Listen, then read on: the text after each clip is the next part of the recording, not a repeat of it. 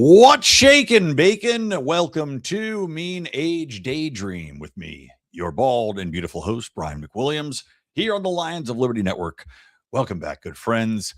And we're going to talk about some good news today. A lot of good news today, actually. One of the few white-pilled shows that I've been able to do lately. But before we get into that, I want to remind you guys to hit subscribe to our network feed. Of course, you can listen to individual shows if you like, but we have our Lions of Liberty Network. Make sure to hit subscribe and that notify button on YouTube, where we are still shadow banned after all these years. Good times. And also, check out Woke Word Wars. Woke Word Wars on Amazon. It is a fun card game, great for Father's Day. Let your dad know that you're not a woke asshole. All right, so let's get into the show here, fellers and ladies, because, like I said, I'm very white-pilled on what's going on with recent firings of sanctimonious leftist assholes. Namely, Scott Pelley, who, of course, was a primary anchor on the show 60 Minutes. Now, let me just say, this combined with Stephen Colbert's exit, again, the most masturbatory exit, the most hand-wringingly overwrought exit in the history of television for a show that was losing $40 million a year, but then to pretend that somehow integrity of media is under attack is absurd. Now, 60 Minutes is profitable. It's still the number one news show in the world, but that's based on legacy and not on recent reporting. And if anything, I would say 60 Minutes is the most overrated show in the news sphere of news. And having dealt with 60 Minutes before, because as a public relations executive, obviously I pitched 60 Minutes. I've had stories placed with 60 Minutes. But let me tell you, they think that their shit don't stink, right? And look, in a way, you could say rightly so. They get a million pitches, and they are the number one watched news show. But the problem is, and as Michael Schellenberger has documented in a very in-depth recent post, the number of things 60 Minutes gets wrong and the massive left-wing bias is very clear for all to see. Scott Pelley was pretty much the sharp end of that left-wing, hyper-partisan, I know everything that's correct, and I'm going to dictate how you view the world, and anything that is challenging to my worldview is authoritarianism. He was the sharp end of that spear. You'll remember that Scott Pelley made a very famous speech, and I can't remember which school it was at, but it was their graduation commencement speech, and he was the speaker, basically saying that media is under attack, and Donald Trump is going to jail all the people, and blah, blah. Meanwhile, Barack Obama is the person who actually jailed all the journalists, who went after all the whistleblowers. Let's not forget that. Barack Obama, scandal-plagued Barack Obama, who people still think is a great president, did all the things that Trump is supposedly supposed to do. But the media will still say, we are under attack and this is unprecedented. Well, you know what's unprecedented, Scott, is going out there, attacking your employers, which he has done, of course, when Barry Weiss took over, and making on-air diatribes about this exact concept and topic, and not expecting some repercussions for your actions. Now, as it's being reported, it's a he said, she said type of deal here. You've got the new editor, which is a former tech journalist. And again, I can't remember this guy's name, but a former tech journalist got named as the executive producer of the show. That, of course, really pissed off Scott Pelley. I guess he was outraged that this guy with quote unquote little experience has come in to run the show, and Barry Weiss doesn't know what she's doing at CBS, heading up the news division, yada, yada, yada. So they were at loggerheads, and he had blown up, as reported, in an internal meeting. And that was really what caused this dam to break, and for CBS News and 60 Minutes to make the decision to fire him. So they sent out an email to the staff saying, hey, by the way, we have decided to move on from Scott Pelley. We thank him for his years of service, yada, yada, yada. We had tried to make amends and tried to find some way to move forward with Scott, but it was not to be. Scott Pelley, of course, has issued a counter statement saying there was never any pretending that we were going to be coming to some sort of agreement. And what was interesting in his statement is that he didn't make it seem as though he was trying to come to a resolution or an amicable place of working with them. So it seems very clear, if that's where you're coming from, if you're openly criticizing your agency, if you're telling the people that are in charge they don't know what they're doing, yeah, I'd say that's getting fired for cause. And he certainly seems like he's not repentant about it or trying to walk that back.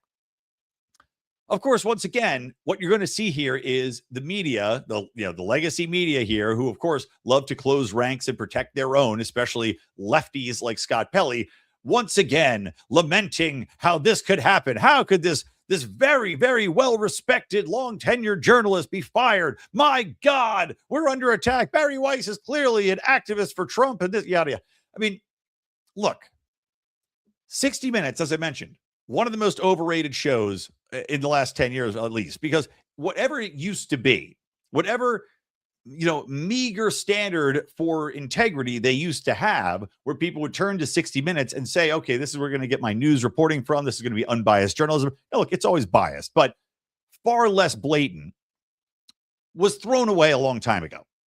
From everything from Hunter Biden to climate change to reporting on Ukraine. I mean, God, if I recall, it was 60 Minutes that did a very glowing story, going and becoming embedded and advocating for, various war states. And it's, basically selling the American population on, yes, we should be getting into more wars. But the fact that they've had so many fundamental failures in their reporting, COVID, of course, every media failed us on COVID, and then go on to say, well, my God, we're 60 Minutes. How can we be assailed? How can they do this to us? Well, guess what, guys? The Pied Piper is coming, right? And he's playing you out the door because you have dug your own grave. Like every bit of mainstream media across the board, you have dug your own grave. You cannot see past your own bias. You cannot see past your own adherence to an ideological bent of leftism, which comes through in all your reporting. It has for the last decade. It's very obvious whose side you're on when you sit down and when you report on any matter regarding the current administration versus Biden versus Obama, etc. It's very blatant in how things are reported, in what stories are chosen.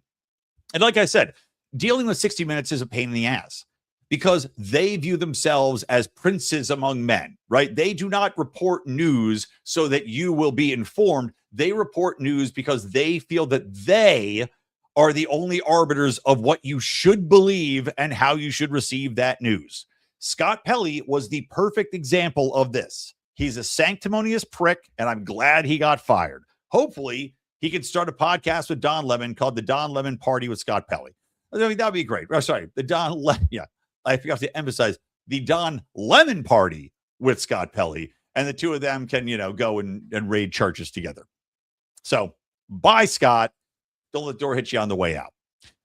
Okay, moving on. I did want to talk about, as I mentioned, I do want to talk about Spencer Pratt, but I'll save that for the end because it's kind of interesting what's happening here in his response.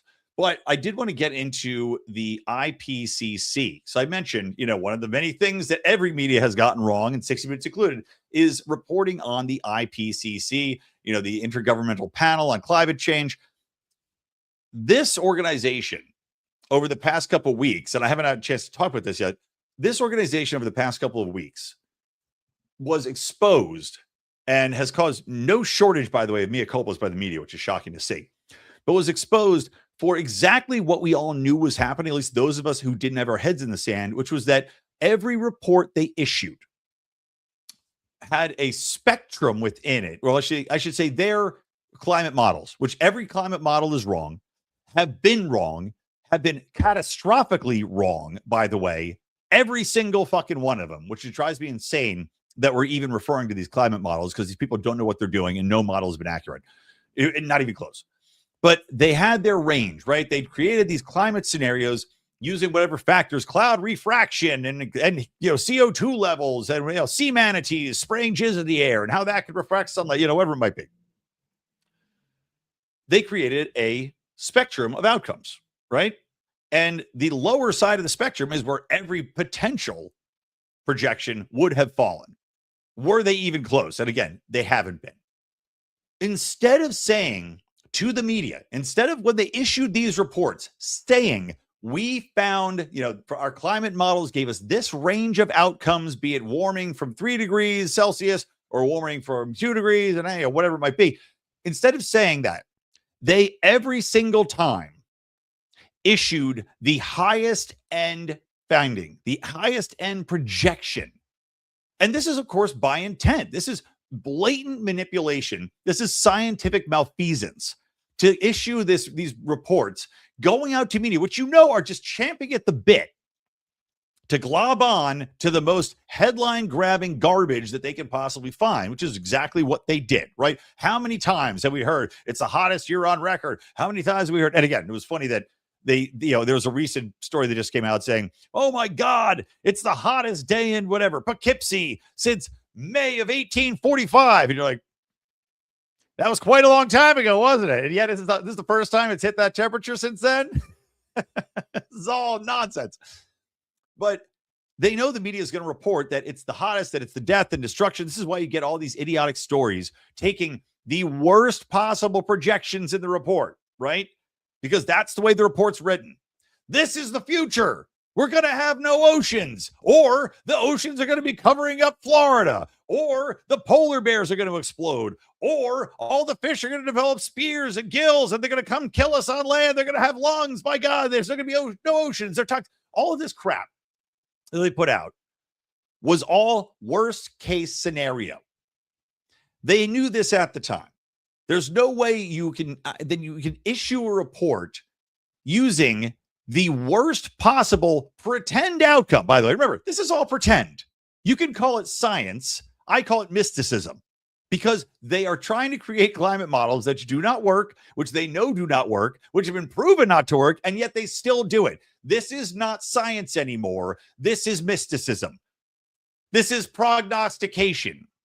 This is the exact same thing Seers used to do in the Roman era. Instead of using climate models, though, they'd go up and huff gas coming out of cracks in the earth, and then they'd build temples around them so people would have hallucinations. The same shit went down with the IPCC reports.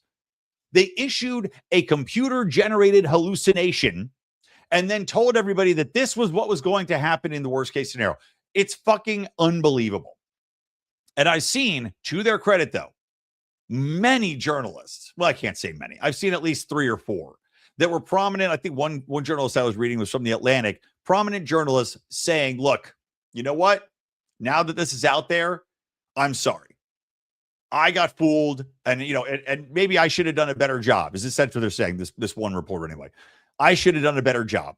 I should not have reported this verbatim. I should have dived into it. I should have pushed back. I should have tried to find what, the truth behind the matter, and not just simply been a lapdog, parroting this worst case scenario and inspiring, by the way, so many people to lose their minds, to advocate for horrible regulations that are crushing economies. Every carbon tax, all the scams there, all the environmental studies that have been commissioned, all the money that flowed into this nonsense of climate change, which, by the way, vastly dwarfs the amount of money that goes into oil for any idiot trying to argue that big oil has more money than big green. It's absurd on its face. The amount of time spent at universities, the amount of protesters, these imbeciles that are gluing themselves to streets and ruining works of art and blocking public transit, is all because of the reporting on this nonsense hallucination. So the question is now, what's it going to look like moving forward? Is the IPCC going to lower that? Are they going to give us the range of outcomes? I mean, similar to all science that failed during COVID, why people don't trust the science anymore. You trust the science. I hope that everybody wakes up and says, we're not believing this shit. We're not going to destroy our economies. We're not going to punish our citizens. We're not going to allow migrants in because of climate change, which is a thing, by the way. There are climate refugees. We've got this crisis where massive amounts of people are coming in with quote unquote refugee status. Yes, climate refugees exist because of the idiocy reported in this IPCC garbage. Push back on that. Eliminate every single program because it's based on a lie. Now, the average lefty, and of course, the average person in government will never admit this because, number one, there's cronyism involved, right? There's a lot of money changing hands. A lot of these people have stocks in green corporations. A lot of people are getting kickbacks and lobbyists. So they're going to be resistant on the face. Number two, as discussed during COVID with my bad people theory, well, guess what? If you believe this nonsense, if you bought into the hype as reported with these doomsday scenarios, well, guess what? You made everybody's life worse. You made everybody's life more expensive. You made life more difficult for emerging nations, including nations right here, because every single cent that was added on to gasoline, to products, to food, because of this climate change horse shit is your fault. So you're a bad person. You believed a lie and you pushed that lie out there and you punished everybody because of it. So because of that, they're not going to want to change their ways. They're not going to admit that they're wrong. The climate Nazis that go out there, as I said, and ruin paintings probably aren't going to stop because they're still going to believe something that's so core to their values. I mean, think about this. If you're a millennial, right, or maybe lower, maybe younger, but if you change, well, actually, no, probably millennials, because there's all these millennial women now that are just, childless and husbandless. And part of that is because, well, climate change, the interviews with women who go, I didn't want to have a baby because climate change. I can't bring a child into this world. But beyond that, if you're, one of these people who really did take that to heart, if you're one of these people who has spent so much of their active time lamenting climate change and worrying about it and going to therapy sessions and lecturing other people about it, which, by the way, makes you an obnoxious piece of pain in the ass. So I can see why none of the people that are climate change nutballs are getting married anyway. You're not going to backtrack. You've invested so much. You're pot committed. You think they're going to look in the mirror and go, God, I've really wasted my life, haven't I? No, of course not. The fragile egos of these people can't take that. And plus, it's a religion. In the dearth of other official religions, in the dearth of Catholicism or Islam, God forbid, whatever it might be, climate change has become a religion for most people, at least on the left. And that's going to be very difficult to break. Even with something as blatantly obvious as this, something that should shake people out of their stupor. This should be as ground shaking as the discovery that the earth goes around the sun. Or I'm sorry, it goes around the sun. It does go around the sun, but of course, very far away. That the earth is not the center of the universe, I should say, as believed by the Catholic Church, right? This should be that ground shattering in breaking people's views and a religious lockstep in how they're thinking. And similarly, we need to stop burning people at the stake that question climate change, which is another favorite pastime of people on the left. I mean, imagine how many scientists had their lives ruined for daring to question the orthodoxy. Remember the bullshit where they told us, well, 98% of scientists agree. Oh, they agreed? Good job, assholes. You agreed on a lie. Unbelievable. But very white pilling that we move past it. Okay. Last thing, and then we will wrap it up here, is that Spencer Pratt, the former Hills reality star, now mayoral reality star, has successfully advanced into the final runoff for the mayor of Los Angeles. And I want to play a quick clip here because I love Spencer Pratt. Montag because they were just annoying. And I never watched The Hills, but I was just like, God, he's playing the villain. And he did. He admits he's like, yeah, I was playing a villain. I told all my castmates to be assholes because it gets you more views. They watch to hate you.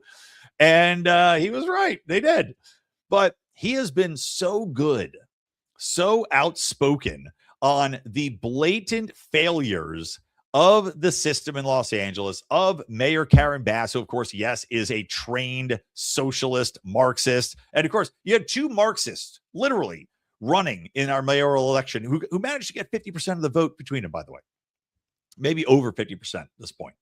And this is between two, by the way. If you get 50% or more, then you just become mayor and there's no runoff in Los Angeles. But otherwise, Nithya Raman, who is a straight up Democratic socialist who had worked within a homeless NGO, making a shit ton of money, just getting money from taxpayers to make the problems worse in Los Angeles, who should have gotten no votes.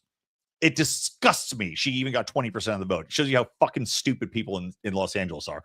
But she is a Marxist. Karen Bass is you can find the documentation here, a trained Marxist who has been working within the government for her entire life. And yet, as a trained Marxist, she was literally working within the Biden administration. She was in Ghana, because of that during the fires of the Palisades. It's just crazy. But Spencer Pratt, man, I got to give him credit. He is hilarious and so good off the cuff and in interviews. So let me share this from Spencer Pratt. Let me make it a little larger so you guys can see this one. Whoops. Where's my Pratt page? I've totally lost it. My God, why is this not showing up? Well, fuck it. I'll just play it here. Okay, here we go. Here's Spencer as interviewed right after the results were taken. And by the way, in this video, there's a guy behind him. Oh my God, Fabio's there? Holy shit. Fabio was at his party. I can see him in the background. There's also this nutball who they interviewed after it on the street, and they were just yelling in this reporter's face. Okay, so here's Spencer Pratt after the results were announced, where Karen Bass has got the most amount of percentage. I think she had something like 35 or 36%. Spencer Pratt is something like 28.5%. And then Rahman is back at 28%. So here's Spencer. Tonight. Well, obviously God let me start tonight. Well, obviously God wanted 5 more months of me exposing all the failures of our mayor. So it's going to be a fun ride. I hope she's ready. Are you ready? I mean, I was born for this, clearly. I love that. I love that, because even if he doesn't win, the amount of people that have been going on Team Pratt here, and people that are hardcore lefties, like the guy, there's a guy who was a mainstream producer of a big television show. Oh, he did Entourage. He was just making videos for Spencer Pratt, which is bold. I mean, you're seeing a lot of change in Hollywood. I think, number one, because none of these people can work, right? All of Hollywood is basically out of work, sitting on their couches, especially straight white men, by the way, which great interview, by the way, with Lou Perez and Rambo Van Halen on yesterday's Lou Perez podcast, which you can hear over on, obviously, our network feed. But talking about Hollywood, how they ostracized all the straight white men, and then so all these people were out of work. But on top of that, they've driven away. Thank you, lunatic libertarian. I will share this. So love it. Okay, so you're seeing this runaway of production. I mean, I have a friend right now who's in Ireland, and I've mentioned this before, because he was shooting a game show. And they flew an entire staff to Ireland. That's the difference in cost. So you've got all these people now that are waking up and saying, this, we've got a broken system here. Not only can we not find work, but the cost of living is astronomical. The taxes are astronomical. And what are we paying for? There's homeless everywhere. And Spencer Pratt has been great in hounding them on the homeless and the drug use, just people out in the streets, fentanyl zombies, how you are not safe. How, Rahman, this hypocrite that works with the homeless, they put up a fake homeless camp outside her house, and she lost her shit because she had been telling people, well, what's not such a big deal that homeless people are shooting up 500 yards from your school or 500 people from your school? What are you talking about? It's a very big deal. It's a huge deal. It's just homeless in my neighborhood around my house. It lowers my property values. It's not safe for my children. Like, what are you talking about? But exposing that, how disgusting the city is. It's fucking filthy. We pay so much money, and it's just covered in dirt and filth and piss and grime. There's trash everywhere. There's homeless everywhere. The streets aren't paved properly. There's potholes constantly. Like, everything in Los Angeles is below the grade of a major city. It's embarrassing. And yet, despite all these people saying, vote for Pratt, you still have 50+% of the assholes in Los Angeles have voted for the failure of Karen Bass or Rahman. These imbeciles who are just voting for the same shit over again because they're drinking the liberal Kool-Aid of, well, he's a MAGA man. And by the way, Trump endorsed Pratt, which I hate. He should not have endorsed Pratt in a Los Angeles mayoral race. Fucking retarded. It makes no sense. And Pratt's running independent, too. He's not running Republican. Absolutely retarded to endorse him. It's in Los Angeles especially, because they just glob onto that. Oh, see, he's working with Donald Trump. And Pratt's out there saying, no, I'm just talking common sense. He's registered Republican, but running independent. He says, I'm just talking common sense. Everybody can see with their eyes what's happening here. So Bass responds with, oh, well, we're doing this and that. We're going to, we're bringing back these tax credits. You've been in office for 4 years. You couldn't have done all this shit before? Why are you just talking about doing it now? You're not going to do anything. It's unbelievable. So the idea now, as Spencer Pratt voiced there, the idea that Spencer Pratt will now have 5 more months to campaign against Karen Bass, to expose how shitty she is, because he's only really come to prominence over the last couple months.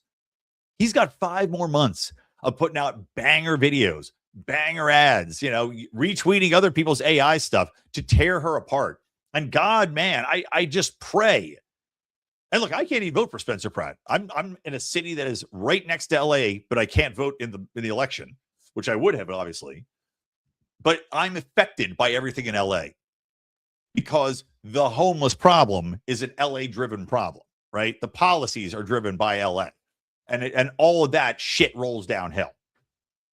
So 5 more months of Spencer Pratt as an attack dog on the insanity and failure of Los Angeles politicians and Democrat rule is incredible.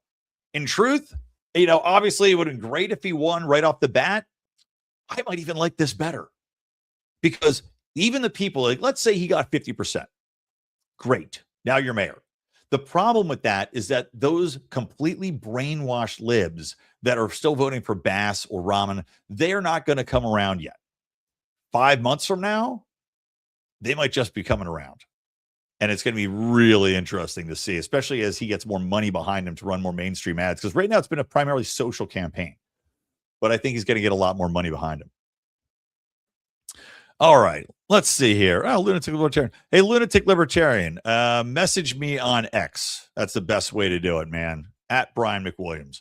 All right, guys, that's going to wrap it up for today. I know it's a little bit shorter show, but I'm going to be having Matt Kibbe on. We got to work out a time because Matt Kibbe, of course, a great friend of mine from Free the People. He took a little break from doing Free the People and actually had jumped in to try to help Thomas Massey fend off the AIPAC-backed clown puppet of Ed Galrain, whatever the fuck his name is.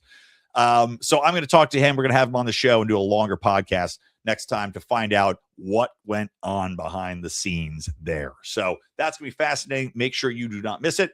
All right, that's going to do. So for me, permanently banned on X Lunatic. All right, man. I'll find a way to talk to you.